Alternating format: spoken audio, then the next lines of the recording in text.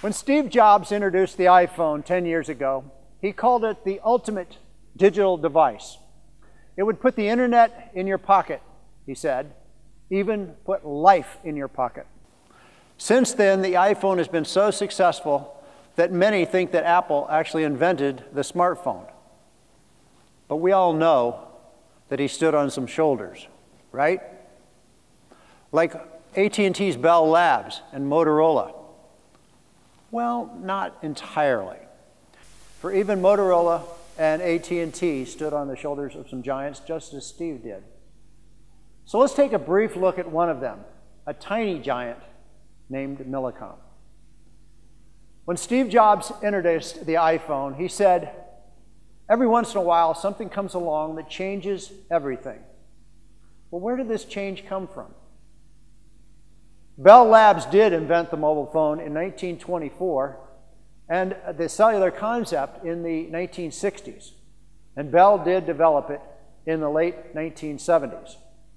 But NTT, Nippon Telegraph and Telephone, actually beat them to the market by 2 years with a cellular service up and running in Tokyo in 1979. But there was one problem, one big problem. Their cell phone was not portable. It was permanently connected to the car for its power and for its transmitter. In other words, it was mobile only in the sense that the automobile is mobile. In that problem, Swedish entrepreneur Jan Stenbeck saw a major opportunity.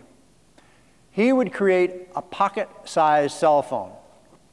So he started a US-based company named Millicom, and in Sweden, he converted a mobile dispatch service to a new cellular architecture. In America, Millicom was the only startup licensed by the FCC to demonstrate the viability of cellular. The other two licensees, no surprise, were AT&T, the largest company in the world at the time, and Motorola. Here's the vision that Millicom used to take them on. Its guiding star at the birth of cellular telephony is found in their 1982 proxy statement. Millicom would develop a voice and digital high-speed data communications portable telephone, weighing 1 pound or less, to interface directly with computers. In other words, Millicom would make a voice and data phone small enough to fit into your pocket. Steve Jobs would come to call this life in your pocket, and Millicom was determined to put it there. Their first stab was adapting the Cadillac of the dispatch mobile phones. This history of the cell phone industry recognized that Millicom adapted the phone made by E.F. Johnson, producing the world's first portable cell phone. It was a radical innovation, as all phones at that time were quite large and could only be mounted in vehicles, as we saw in Tokyo. The second version of the E.F. Johnson phone was nicknamed the Lunchbox, as you can see over on the left. The cowboy-shaped Motorola brick that many people assume was the first cell phone would not come out for another 2 years. Though portable, like the brick, the Lunchbox was far too heavy and cumbersome for most consumers. So Jan Stenbeck pressed ahead for the pocket phone. When I discovered Millicom and saw the mocked-up prototype of a consumer-friendly portable phone in June of 1982, I calculated the market need. If you can believe it, only 8% of the people in the world had a telephone in 1982. For 92% of the human race, if you wanted to communicate, you mailed a letter, you sent a telegram, you walked, you got in a car, or you rode a horse.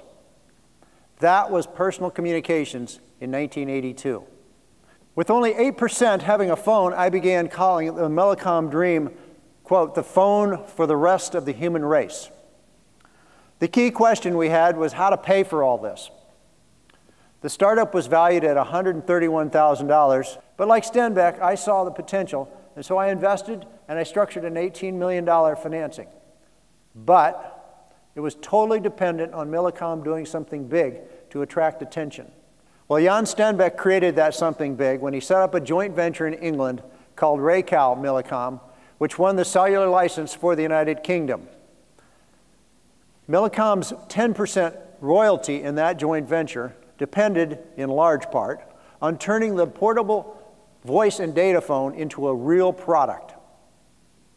Much easier said than done. In 1983, Millicom, E.F. Johnson, and Racal tried and failed after Johnson was acquired by the 140-year-old telegraph company, Western Union. Promising salvation with Japanese manufacturing prowess, a firm called Toyo stepped up. They tried, and they bailed, believing that the market was too small. Showing how desperate he was to save that lucrative 10% royalty, Stenbeck commissioned a venture even smaller than Millicom, a 2-person startup founded in 1984 to make the one-pound dream. And finally, in mid-1986, that commissioning paid off. The pocket phone emerged from the lab. It turned the hand portable into the world's first pocket-sized cell phone. Millicom and its shareholders could, at long last, deliver to both England for Racal Millicom and to Sweden the smallest, lightest, most intelligent phone and the first to fit in the pocket. Wildly popular, the pocket phone caused a small sensation in Europe as it captured 25% of the mobile market in the United Kingdom. It was the leap to what we think of today as the mobile phone. With its form, function, and trailblazing thin shape, it set the standard for the last 30 years of cell phone development. In the following decades, it was imitated in a myriad of styles by countless manufacturers. And 20 years later, Steve Jobs took it many steps further with what he called the internet in your pocket. Here again, he stood on some other shoulders.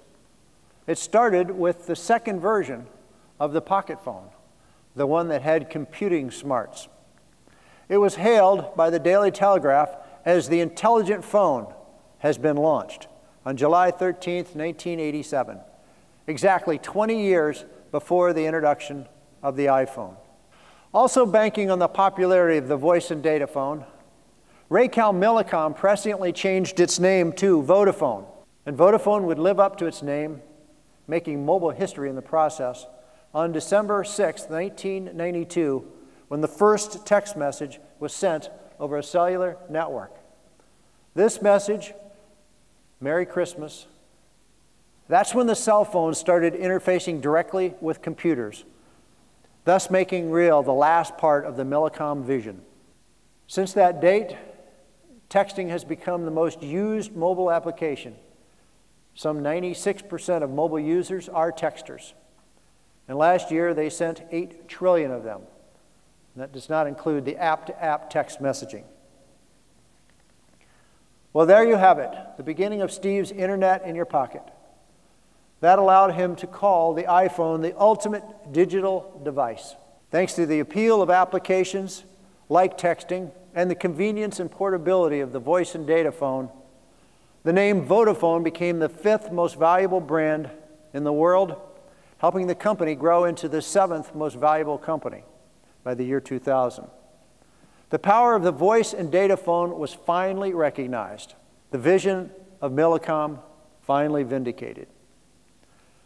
On one shoulder was the first pocket phone, and on the other was the first data-carrying phone network, 2 primordial foundations for the ultimate digital device. And both were made practical, consumer-friendly, and commercial as a result of Millicom's creating something big to get funded and get off the ground. Of course, we all know Apple took this to an entirely new level.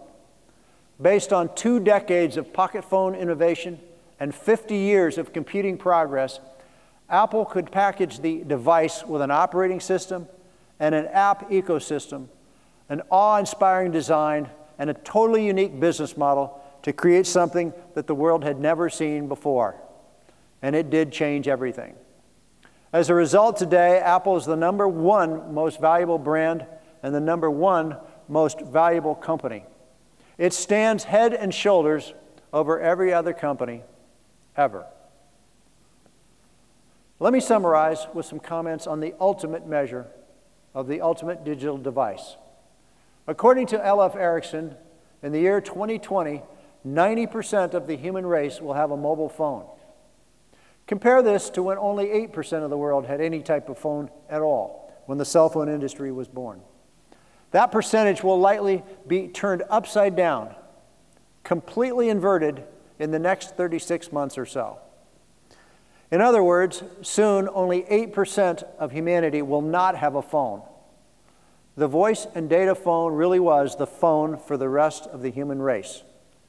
It brought connection, commerce, education, entertainment, and joy to billions of people.